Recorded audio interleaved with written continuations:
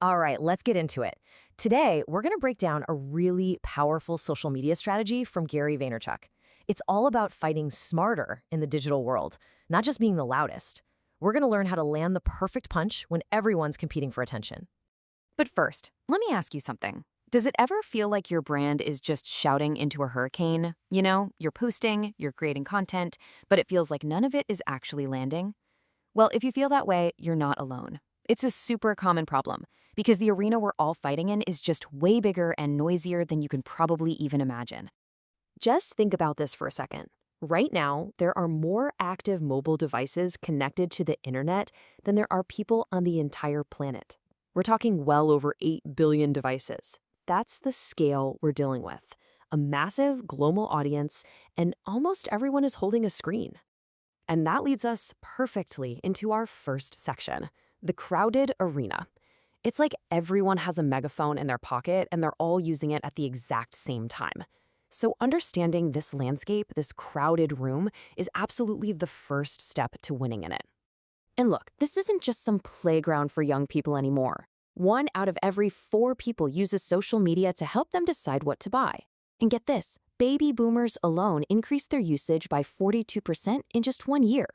With nearly half of all our mobile phone time now spent scrolling through social media, you can see that this takeover has been faster than any media shift in history. This isn't just some passing trend, it's the main event. So, the big question is, how do you actually win in this arena? Well, it's not about who shouts the loudest. It's about having the right strategy, the right combination. And that's what we're getting into now. It's a simple boxing metaphor, but it teaches a really powerful lesson about marketing today. So, meet the 1-2 punch. First up, you've got the jab. Now, the jab is all about giving. You give value, you entertain people, you inform them, you build a real relationship, you tell a great story. Then, and only then, after you've landed a bunch of jabs, do you throw the right hook. And that's your ask. That's your call to action, your buy now button. The whole point is you have to set up that knockout punch with a series of really well-placed jabs first. But here's the thing, not all jobs are created equal. A perfect job has to be entertaining, or at least informative. It can't be intrusive or annoying, nobody likes that. But the most important rule of all, it absolutely 100% must be native to the platform you're on. What works on Pinterest is going to fall completely flat on Twitter. You have to respect the culture and context of each platform. Speaking of platforms, let's start with the undisputed heavyweight champion, Facebook. How in the world do you land a jab here when there are literally billions of other people in the ring with you? Okay, so the biggest challenge on Facebook is its algorithm. It's basically designed to filter out boring stuff and only show people what it thinks they'll find engaging. So the winning jab here is actually pretty simple. Don't be boring. You have to create content that makes people want to interact. Every single like, comment, and share tells Facebook, hey, this is good stuff. Show it to more people. And this right here shows you exactly why it's worth the effort. Just look at this cost comparison. A traditional TV ad campaign, that can easily cost you $10,000, maybe more. Meanwhile, you can run a super targeted Facebook ad and get a meaningful interaction for as little as $1. It's an unbelievably efficient way to land your jabs, but only if you do it right. All right, let's shift gears and move to the fastest-paced arena in the entire game, Twitter. Here, the fight is moving at lightning speed, and you have got to be quick on your feet to keep up. The challenge with Twitter is that everyone's feed is just this constant, overwhelming flood of thoughts and conversations. So how do you possibly cut through all that noise? The winning jab is a tactic called trend jacking. You find what's trending, you see what hashtags are popular, and you join that conversation. But, and this is so important, you have to do it with the right tone.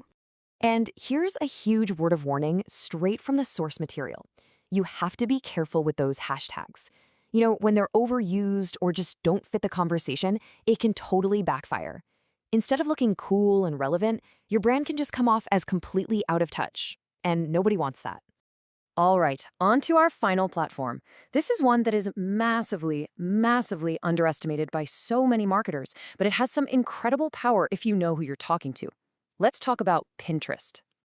5-to-1. Just let that sink in. That's the ratio of females to males on Pinterest.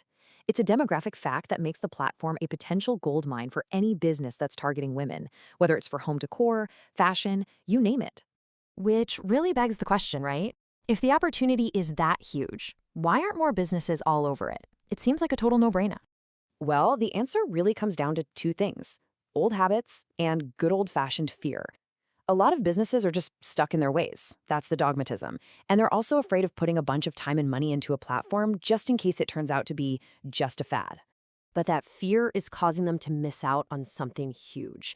The data really shows how much it's costing them. One survey found that people on Pinterest were 79% more likely to buy a product they saw there compared to on Facebook. 79%.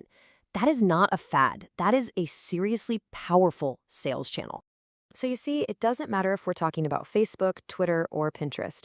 The strategy always comes back to this one simple core philosophy: jab, jab, jab, then right hook. You give, and you give some more. You build that trust, you earn that attention, and then you earn the right to ask for the sale. It's about putting the relationship first. This strategy, this mindset, it works on every platform for pretty much any industry. So really, the only question left for you is, what kind of value can you give? What stories can you tell? What jabs is your brand going to throw first?